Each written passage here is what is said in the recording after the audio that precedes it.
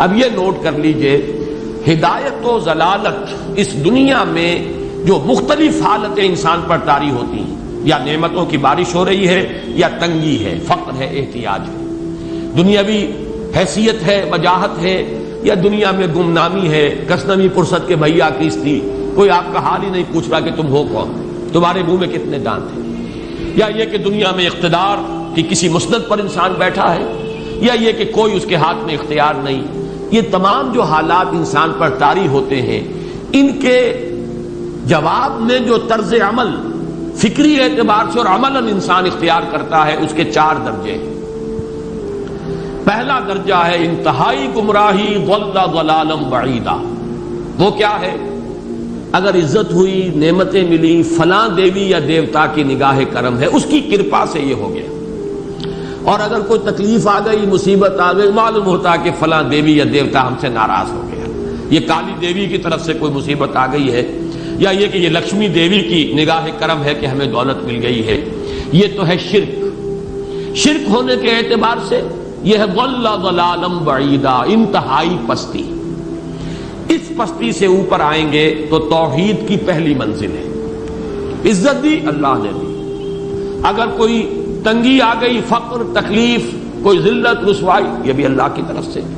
ایک اعتبار سے تو انسان ہدایت پر آ گیا، بڑی گہرائی تھی اس گندگی کی اور اس خباثت کی جو شرک جس کا نام ہے، اس سے انسان نکل آیا، نجاست سے۔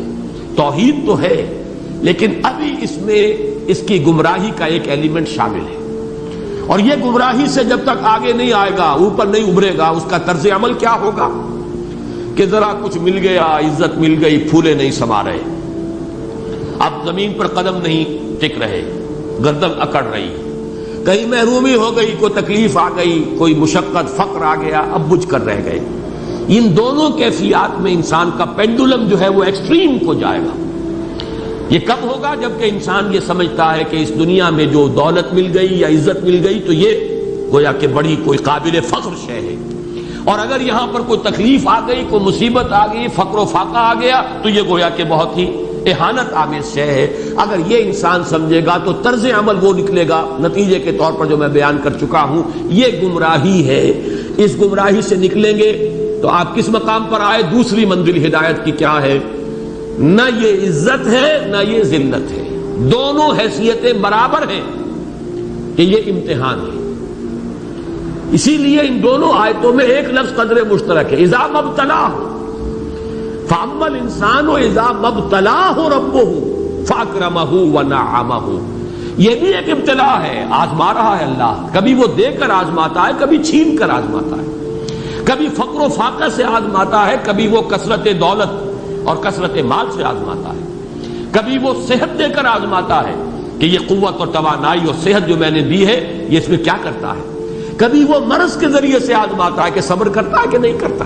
ہمارے لیے شکوہ اور شکایت تو اس کی زبان پر نہیں آ جاتی، نالا اور شیون تو نہیں آ جاتا، تکلیف جھیلتا ہے کہ نہیں جھیلتا، اس میں تحمل ہے کہ نہیں ہے، تو صبر کرتا ہے یا شکر کرتا ہے۔ یہ دونوں کیفیات در حقیقت اس اعتبار سے مساوی ہے، یہ بھی امتحان، یہ بھی امتحان۔ یہ حقیقت جب سامنے ہوگی، اب وہ پینڈولم جو ہے وہ بہت کم ہو جائے گا، یعنی انسان میں طبعی طور پر تو ایک اثر ہوتا ہے غیر اختیاری، کسی چیونٹی نے کاٹا آپ کے پاؤں پر، آپ اپنا پاؤں ہٹا لیں گے، اس میں کوئی ارادہ نہیں، یہ ریفلیکس ایکشن ہے، غیر اختیاری فعل۔ اس حد تک تو انسان ضرور متاثر ہوتا ہے، اس سے تو کوئی انسان جو ہے وہ بلندتر نہیں ہو سکتا۔ حضرت ابراہیم رضی اللہ تعالیٰ عنہ، حضور کے وہ نومولود فرزند، انتقال جب ہو رہا تھا آپ کی آنکھوں میں آنسو آ گئے۔ اب یہ ایک طبعی اثر ہے، ایک فعل ہے، انفعالی کیفیت ہے جو بالکل طبعی ہے، لیکن یہ نہیں کہ اس کی وجہ سے انسان کی زبان پر کوئی شکوہ آ جائے، کوئی شکایت آ جائے، یہ نہیں ہوگا، یہ ایمان کے منافی ہے۔ اسی طریقے سے اگر کوئی خوشی ہوئی ہے تو چہرے کے اوپر ایک نکھار آ جائے گا، تبسم آ جائے گا، اس سے زائد نہیں۔ اس حد تک تو یوں سمجھیے کہ انسان کا طبعی تقاضا ہے۔ اس سے زیادہ یہ پینڈولم اگر سوئنگ کر رہا ہے تو گویا کہ اس حقیقت سے انسان محجوب ہے کہ یہ بھی امتحان ہے، یہ بھی امتحان ہے، جو ہم سورہ حدید میں پڑھ چکے ہیں۔ ما اصاب من مصیبت فی الارض ولا فی انفسکم الا فی کتاب من قبل ان نبراها ان ذلک علی اللہ یسیر لکی لا تعصوا علی ما فاتکم ولا تفرحوا بما آتاکم۔ اللہ تمہیں کچھ دے تو اتراؤ مت، اللہ تم سے کچھ چھین لے تو اس کے اوپر افسوس مت کرو۔ یہ نتیجہ ایمان کا نکلنا چاہیے۔ اگر تمہیں ایمان ہے اللہ پر، اگر تمہیں یقین ہے کہ جو کچھ ہوا ہے اللہ کے اذن کے بغیر نہیں ہوا، اگر تمہیں یقین ہے کہ اللہ نے جو میرے لیے طے کیا ہے اس میں میرے لیے خیر ہی ہے، چاہے فی الحال فی الوقت فوری طور پر مجھے ناگوار محسوس ہو رہی ہے بات، لیکن یقیناً میرے لیے اس میں خیر ہے میرے رب کی طرف سے، کہ ہر کے ساتھ کی ماریخ عین الطاف است۔ ہم تو شارٹ سائٹڈ ہیں، ہم دیکھ نہیں سکتے کسی شے کو، ہم اس کے ظاہر کو دیکھ کر گھبرا اٹھتے ہیں کہ یہ تو تکلیف آ گئی، کیا پتا اسی کے پردے میں اللہ کی رحمت آ رہی ہے۔ میں نے وہ رئیس امروہوی کے اشعار آپ کو کئی دفعہ سنائے ہیں۔ وہ وقت آیا کہ ہم کو قدرت ہماری سعی و عمل کا پھل دے، بتا رہی ہے یہ ظلمت شب کہ صبح نزدیک آ رہی ہے، ابھی ہے کچھ امتحان باقی، فلاکتوں کے نشان باقی، قدم نہ پیچھے ہٹے کہ قسمت ابھی ہمیں آزما رہی ہے۔ رئیس اہل نظر سے کہہ دو کہ آزمائش سے جی نہ ہارے، جسے سمجھتے ہو آزمائش وہی تو بگڑی بنا رہی ہے۔ اسی آزمائش سے تو بگڑی بنے گی، اسی سے تو تمہارا خیر جو ہے اجاگر ہوگا، سامنے آئے گا، پتہ چلے گا who's who, what is what۔ ابو بکر میں کتنا یقین اور ایمان تھا، یہ کیسے معلوم ہوگا؟